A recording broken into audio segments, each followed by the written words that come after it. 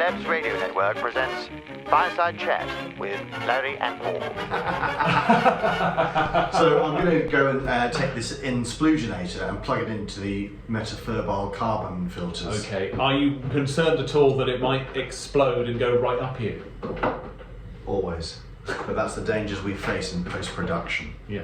It's not a concern, is it? It's a hope. It is a hope that something explodes the event that goes right up one's anus. Right. To perk of the jaw. Hi! Welcome to this Fireside Chat.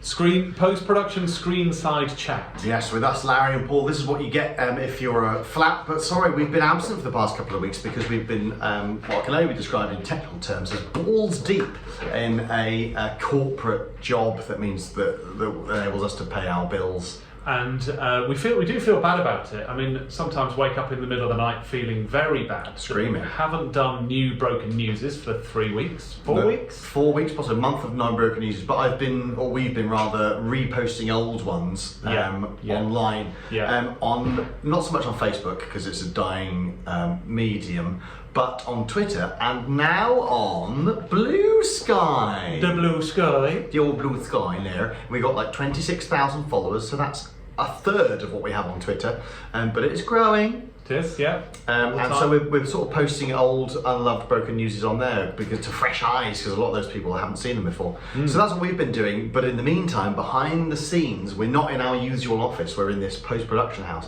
lovely place called Sticks and Glass in Leeds. You can see it on that screen. There you go. Where?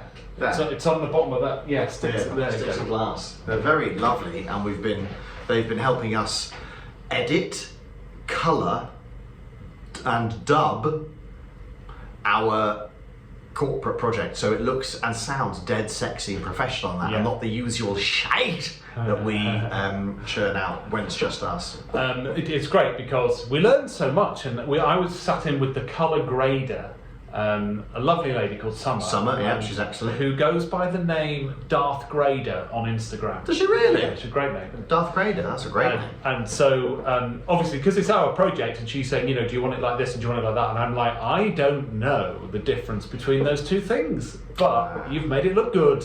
It does look. It makes it look expensive, which is the main thing. Which it was. Expensive. Yeah. Yeah. To film, it's amazing. You can see why films cost so much money. Proper things cost so much money. Yeah. Because of all the people that are involved. Yeah. And it's very, very easy to make it shit. Very easy to make it shit, and very easy to lose a lot of money. Because we were saying that because there was quite a big budget that we were in charge of, like idiots that were in. A bit of a budget, yeah. But it all went on stuff. And then you think, well, if this goes wrong today, then this is like thousands of pounds that you just lose. Yeah. And like if you had to do it again, it's not our money though. It's the money of this other company. Yeah, it's not our money. Yeah. Although we would have to, it would become our money very quickly if we run out of theirs. I know. Horrible. So it's been good. It's been lots of fun. We've had to put the comedy stuff on the back burner, but we are starting to. There's a Radio 4 sketch show that we're starting to write for, isn't there? There is. It airs in the new year, and we should have it written by now. We're sort of back in business next week, sort of a bit, doing a bit of both. Yeah. But we need to start. Broken news is we need to start getting back new ones. Yeah. We're so out of practice now. We need to get that done. Anyway, how are you? I hope you're well. Yeah, I've just been to Malaga for 3 days. Yeah, he decided to fuck off in the middle of this project and to go on holiday with his mum. Yeah, well, it was an accidental Malaga trip. Because, my mum's husband's business had a trip planned and it all fell through for whatever reason. So she's like, got flights to use and a hotel to use. Oh, that's nice. So he thought, just abandon me in the middle of this and go do that. It was 20 degrees in Malaga. Yeah, it was like -1 in here. And lovely. And it rained, that horrible rain that's like really, that's not snow, it's like frozen, icy, shitty rain. Have you been to Malaga? You haven't been to Malaga, have you? I've been to Marbella. I went through Malaga. Have you been to Malaga? It's absolutely gorgeous. I loved it. Great big castle on the top of the hill, felt very Game of Thrones. Oh, big nice. harbour, massive cruise ships coming and going, because those things freak me out. I love looking at them. And in the harbour at Malaga was a $200 million boat called I Dynasty, which was run by a Kazakhstani oligarch or built by one, and then he died of COVID a few years ago. Can you imagine that, being that wealthy and then you just get done in by that boat? Like COVID, as opposed to be able to like freeze your brain stem in a jar and then come back in 40 years as a robot. So now his boat's just sitting there in this harbour. But with a human cock and balls. It costs £20 million to maintain this boat a year. So there'll be two systems, one to sort of keep the brainstem going and the conscious thought going, and then there'll have to be another system to keep the human cock and balls sort of, make sure it doesn't sort of go off. Okay, because the worst thing in the world would be to come back from cryostasis and find that your cock and balls has fallen off because of the cold. Or gone back inside you. Unless it's the brainstem and the cock and balls are two separate things that are cryogenically, they're removed from... Oh! What, so they have to reattach the pipe? Well, you could do that, couldn't you? It would be the nerves that would be difficult to reattach, because obviously they do vasectomies, reversible vasectomies, and that's just the movement of a few pipes, isn't it? Or tying of knots. Right. But if you actually removed the penis, I could imagine, because it's a very nervous, heavy area, it'd be quite difficult to tie all those nerves back together. It'd be horrible, wouldn't it, to sort of be cryogenically frozen, but then come back without any cock, balls or arsehole. I don't know when that came into it, but... I'm just thinking, what if I was the bare minimum?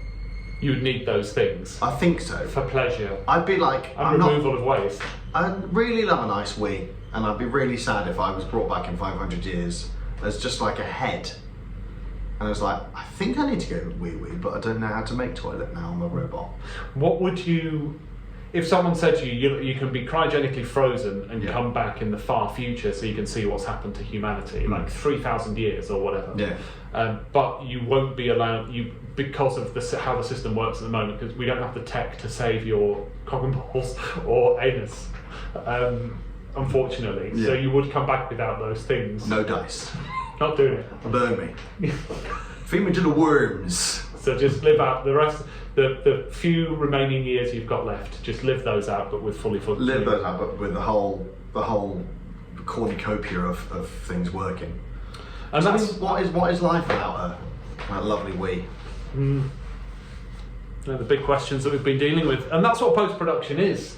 It's when people like Will, who's doing the dub, and Summer, who's doing the grading, and Claudia, who's doing the actual edit, while we sit in the background and go, yeah, can you make it better though? Yeah. You know, like it. Good. No. They're all really good at their jobs. So that's why we're sort of sitting around doing this, talking about. But also, we're really conscious. It's been that's really okay. I don't know if you can hear that, but there's an automatic garage door. I think it's across the street.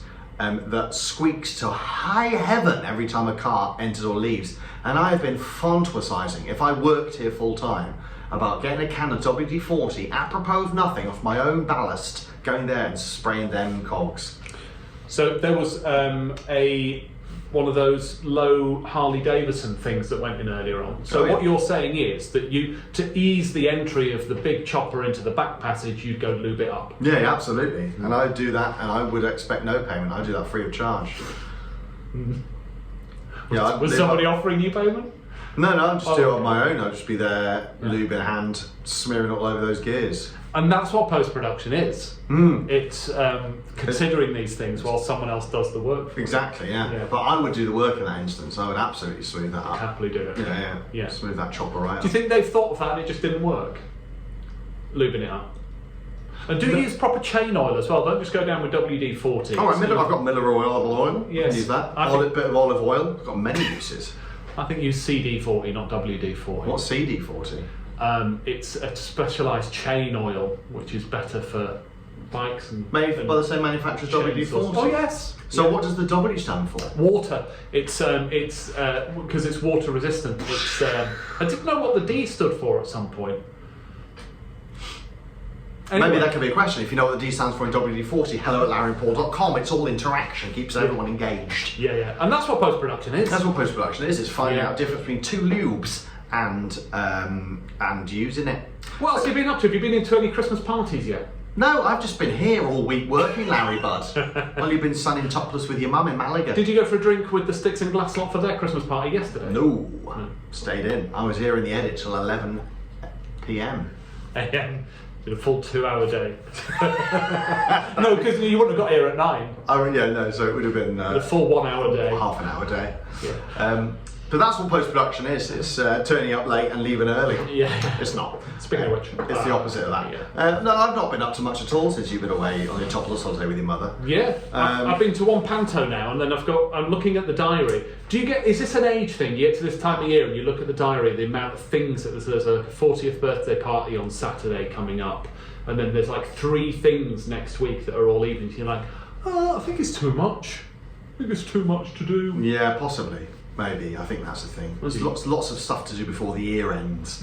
But I was going to ask you, the panto you went to, is that the one that's been rehearsing under us for the past few weeks? Yeah, the Leeds City Varieties Rock and Roll Panto. Because every year, I don't know whether we've mentioned this in previous years, this orchestra band come into the studio space where we work, literally below us, and they start rehearsing these songs over and over and over and over and over and over and over and over again, to the point where it drives us mad. But we haven't been in the office this year, so it's not been too bad. I was there a while while you were away, and they were rehearsing Marry You by Bruno Mars over and over again, so I've heard the start of that song. Larry, in previous BTS's Fireside Chats, have we shown the sexy behind-the-scenes photos that have been taken of us filming this thing? No, because we don't have the photos yet. But some of them. Do we? We can show some of them now, okay, can't we? Here's some photos. And in one of them, I look like I could be an actual director. You do, don't you? Yeah, because you're speaking to the actor, you're sorting some stuff out. But I'm not really. But they were pictures of a lot of the crew and some of the trainees that we had on there as well, through a scheme called Beyond Brontes, which is run by Screen Yorkshire. So we thought, because it was good to give people, young people a chance. Yeah, I believe that young people are the future. Treat them well and let them lead the way. I mean, literally, because we don't know what we're doing and they know more than us. Yeah, they're recently qualified. Yeah. So we're trying to be good, aren't we? Yeah, trying to spread the wealth. We're trying to be good, and we pay all the invoices on time, because I know as a freelance person how you wait 6 months for someone to pay you. So literally when they get an invoice in, we pay it straight away. It's a point of pride. The director of photography emailed me and he said, thank you for paying my invoice within 1 hour of it arriving, but I don't have any respect for you as a businessman. Fair enough. And I thought that's about right. That's good. So honestly, the longest I've had to wait for an invoice is 9 months, and I often think, why does it have to be that way? Yeah. So then I don't want our company to be like that. We should hold on to all the money, put it in high interest, and pay people at the last possible moment. That's what business people do. Is that what they do? I think so, yeah. I hate that though. I don't want that. That shouldn't be the way businesses work. If people have done the work, you should give them the money for the work. Right? Exactly. And also, it's hard enough being freelance. I should bloody know. Yeah. And you know since 2020. I bloody know since I went freelance in February 2020. Which is a great time to go. It was a great time to go freelance. Yeah. So, is there anything else in the world of Larry Paul before we call it a day? I think we should go back into the dub and point at the man who knows what he's doing with audio and go, why is this taking so long, mate? Yeah, I think that would really help things. That's a very long finger. My finger is almost as wide as your shoulders. I think that's something to do with lens aberrations and... What? Yeah. I don't think so. I think my finger is as long as your shoulders are wide. You feel that? It tickles. So we will see you next week when normal service will sort of be resumed. Have you seen my Hyundai advert? Have you seen me on Moonflower Murders? Oh no, I haven't watched Moonflower Murders. And The Couple Next Door, that's coming out in America apparently now. Yeah. I'm all over the TV at the moment, and people have been sending me lovely messages going, I've seen you on the TV, or asking you, is that Paul on the TV? Yeah. Which is nice, isn't it? It feels sort of weirdly famous in a way. But yeah, I get messages, I'm like, yeah, it's Paul on the TV. Yeah. Leave me alone. No, stop messaging me about it. Stop messaging me about You got paid $100,000 for that. I didn't. 95 grand. Oh God, stop it! I wish. That'd be great. That would be lovely, wouldn't it? Anyway, there was a still. I'm not sure if we were allowed to use that from the Hyundai advert, but it was a still. I didn't play the actual advert. Well, let me show you some behind the scenes stills. If they complain about it, then fuck them. Like me in makeup and stuff, and me on behind the scenes and that. Oh my God, look at you. Are you sure this is okay? I don't know anymore. They didn't pay me enough, so. Right, we're going to go and carry on with what we're doing. Thank you so much for sticking by us in these fairly lean online comedy times, but we will be back and absolutely flooding your ducts with broken news and hopefully other stuff in the near future. Just at the end of this year, it's been a little bit crazy mental. But we will see you next week for a fireside chat. That much I can tell you. Sorry for leaving it so long. We're back in Larry and Paul HQ next week. With our windowless room. Back by the fire. There's natural light coming in here. It's burning my skin. It's not a windowless office. It's a big. Sorry, yes, Panoramic overlooking Leeds. Leeds, isn't it? Yeah. All right. Well, we'll see you next week. Love you lots. Bye. Bye. Bye.